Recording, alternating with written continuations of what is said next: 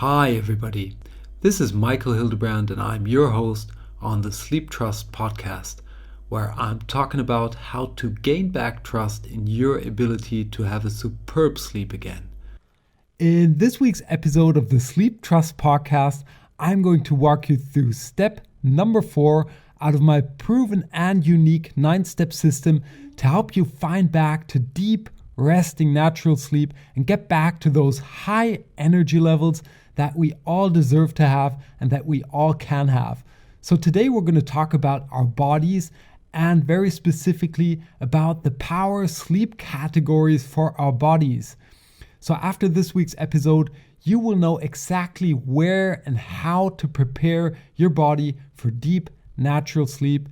If you're ignoring your body at the moment, so you might be implementing random sleep tips or getting confused because things are not working, then after this week's episode, you will start treating your body in the right way. You're going to start thinking in categories and implementing things that relate to your personal needs. And by the way, what we're doing here right now is the fun part. It's just about gaining practice. We're going to test things. We're going to have a playful, joyful way of doing this.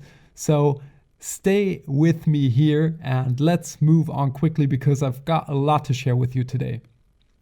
Essentially, what I want you to do is to imagine your sleep as a painting on a canvas.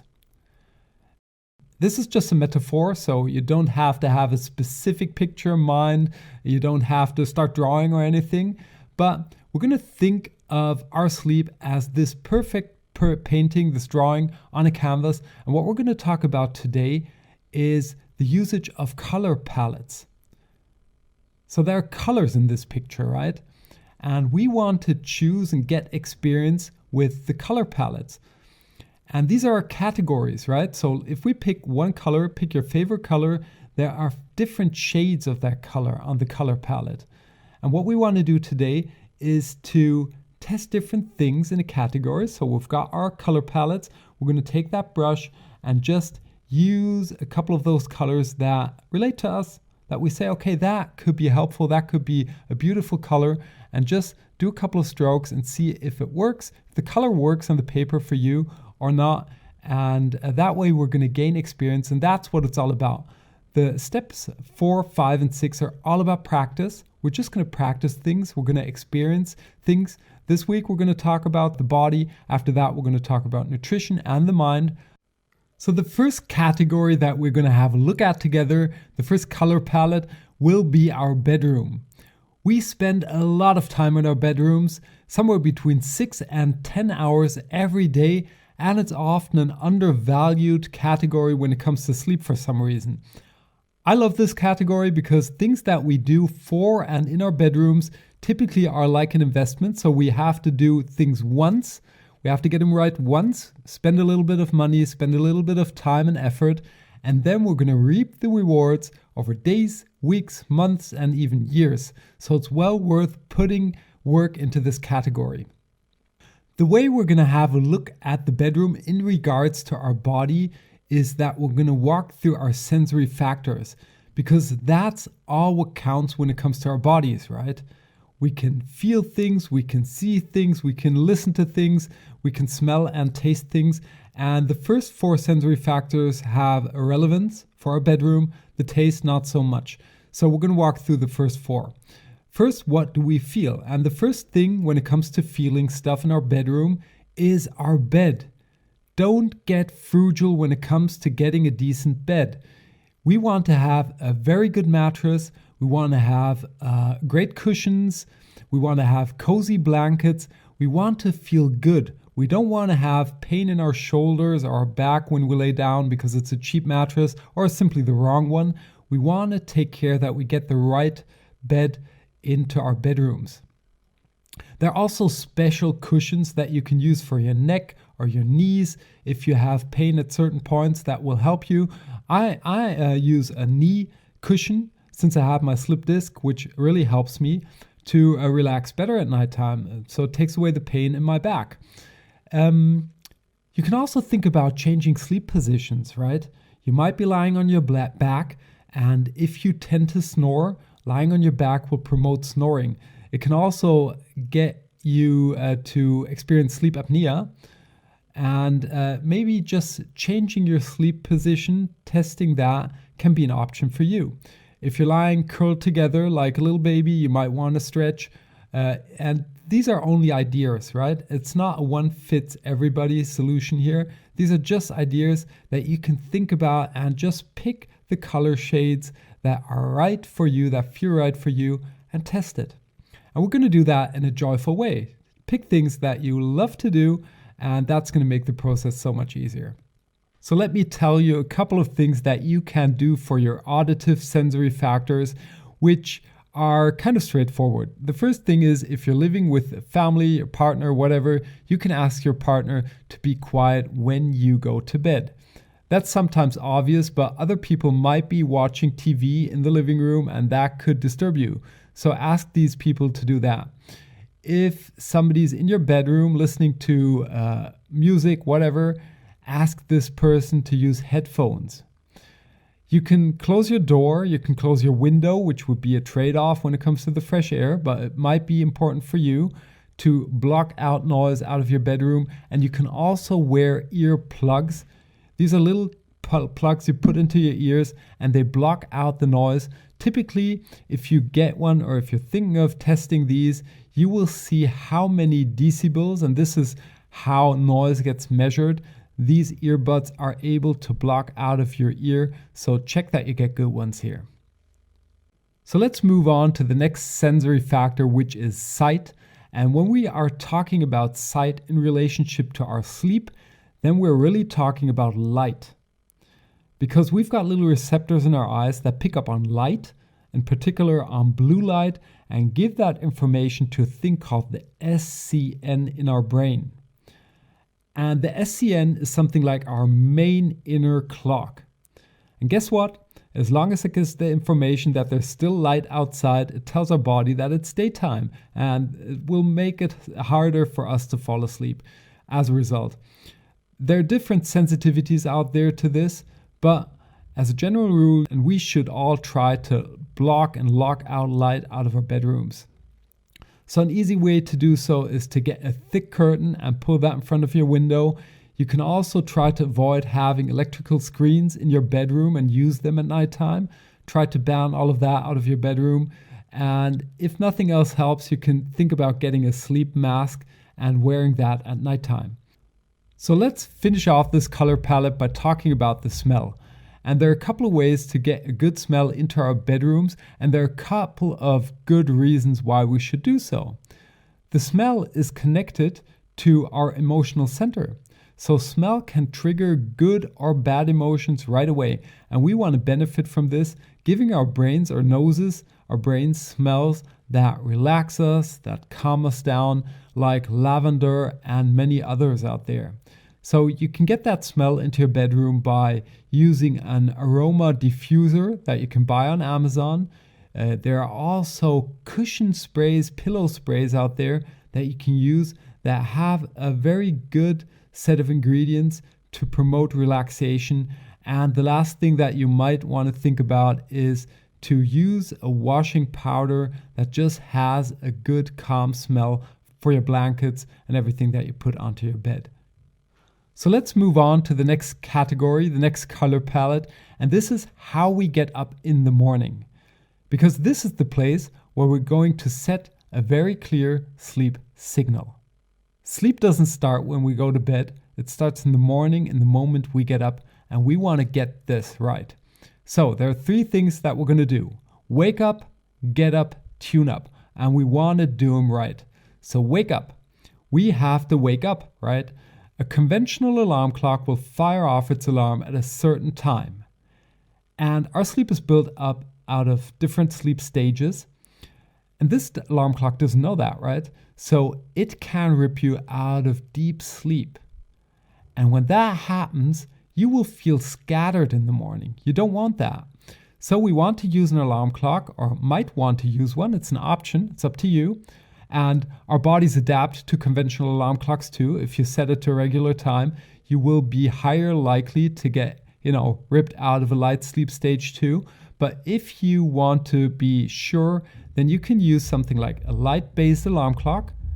These alarm clocks will wake you up by dimming up the light, or you can use a fitness tracker, that's what I'm doing at the moment, which will detect when you're in a light sleep stage and wake you up with a vibration alarm. After you woke up, you want to get up, or we want to get up, and we want to do this right away. Take somewhere between 1 and 2 minutes and get up. Avoid hitting the snooze button. This is pure torture. You can do that, to treat yourself on a weekend when you know that you are allowed to sleep longer. But if you know you have to get up, it's just a waste of energy and it's a torture. So avoid that. Get up right away, get a glass of water and hydrate. That's it. Next is tune up. Now we want to show our bodies that it's really time to get started. Powerful thing to do is to have that glass of water. We had that already, but now we want to get into light. It's best to get into sunlight. You can also use daytime light if it's still dark in the outside. Get into bright light. Then you want to move your bodies. We don't want to have a power workout here, but we want to move our bodies to let our bodies know that the day is starting. So have a little walk. That's a good idea. You could also have a couple of push-ups, do a little bit of stretching exercises, anything that will let your heart rate go up a little bit. And when you've got that in place, you want to have a breakfast somewhere between, in the first 2 hours. You don't have to hop out of bed and eat right away, but you should have a breakfast in the first 2 hours. And please don't skip that because you're too lazy. That's not good. So get a healthy breakfast and do that. Another 2 things that I can throw out, or as an inspiration, throw that at you at the moment, is to have a cold shower in the morning. That's a thing. I'm still in the cold shower challenge, so I can definitely tell you that's going to help you to wake up right away. You don't need that coffee after that. And to do the Wim Hof breathing exercise. Both of these kind of shoot out a certain amount of adrenaline, and that will help you to get started into the day with energy, and that will help you to fall asleep when it's time to do so in the evening. So let's move on to the last category, the last color palette, and this is the evening. Things that we can do in the evening to set a very strong sleep signal. We set one in the morning, and now we're going to set one in the evening. Essentially, this is going to be a short one because parts have been covered in the bedroom category, and other parts will be covered in 2 weeks when we're going to talk about the mind, because that's kind of a major thing in the evening. But there are a couple of things that we want to take care of when it comes to our body too. Best keep in mind the 4-2-1 rule. 4 hours before you go to bed, before we go to bed, it's a good time to have our last bigger meal. 2 hours before we go to bed, we want to get into dimmed light space. So best lock out sunlight out of the house if possible and try to dim down your lights. You can also buy blue light reduced bulbs and replace yours at home. That's a good thing because our eyes have got little receptors in them, and they pick up on light, and in particular, they pick up on blue light. And they hand this information over to a thing called the SCN in our brain. And the SCN is something like our inner clock. And as long as it picks up on blue light and gets that signal, it thinks and assumes that it's daytime, and it can just be harder to fall asleep later on.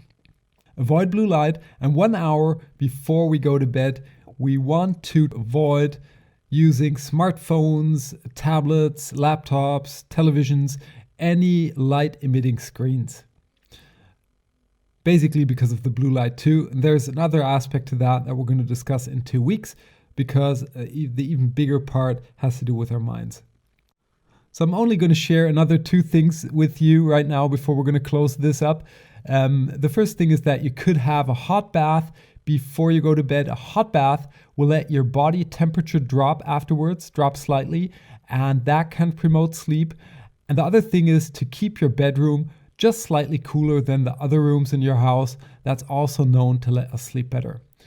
And just to give you a little bit of context what we're doing right now, so we're in the body part, we're in the practice block, essentially, We're just trying to figure out what things relate to us, what really will help us sleep, and what's enjoyable for us. So this week we covered the body. Next week we're going to cover the nutrition side. And in week number 3 of this block, we're going to discuss the mind and get inspired of things that we can do for our mind that will let us sleep better. So the first block, we got our mindset right. Now we're into the practice, the joyful practice. And after that, we're going to see how we make sustainable, enjoyable, lasting sleep habits, sleep and energy habits, must say, because a good night of sleep is the foundation for that, what we really want: high energy levels, feeling good, being in a good mood, being in a good state. But as always, it's up to you. You can patchwork all of those approaches out there, or you can turn to this proven 9-step system and take one step at a time to figure out your personal solution back to superb, deep, natural sleep and to those high energy levels. And one thing that I didn't mention before is that we want to measure what we're doing here. So it's always important, even if we're taking joyful action, only doing things that we want to do, to measure what we're doing. And at Sleeptrust, we use a thing called the Sleeptrust Sleep Navigator. This is essentially nothing more than a spreadsheet. Okay, there's a little bit more. There's a little bit of intelligence baked into it. You're going to get suggestions. But essentially, it's a spreadsheet that you can use to track what you're doing and what impact this has for your sleep quality and your energy levels. So if you don't know where to get started, go to sleeptrust.eu and download your version of the Sleeptrust Sleep Navigator. I'm going to drop a link to the Sleeptrust Sleep Navigator so that you can download the file to your computer to get started, and it's going to be for free. So with that, let's wrap up this week's episode of the Sleeptrust podcast. To figure out what really helps our bodies when it comes to sleep, we want to get practice. And we want to do so by thinking in categories. Running through the categories bedroom, morning, and evening will help you to figure out exactly what will promote sleep in your personal situation. You also want to think in your senses when it comes to finding even more things that you can do for your body that will promote a deep, relaxing sleep. And that's it for this week's episode of the Sleeptrust podcast. I hope you enjoyed yourself and that you're going to test a lot of colors in the next couple of days. And of course, that you tune in next week when we are going to talk and do the same thing all around nutrition. Until then, have a superb sleep. Hey there, and thanks for listening to the Sleeptrust podcast. I hope you've enjoyed this episode. If you want to get further information on this podcast or material that will help you to gain back your sleep trust, please check out sleeptrust.eu. That's sleeptrust.eu, where you will get lots of information around sleep. And here comes some legal stuff. Everything on this podcast is my opinion only, so do not take it as an advice, as I am not a doctor, nor have I considered your personal situation. If you feel that you need medical advice, please consider getting an appointment at your doctor of trust.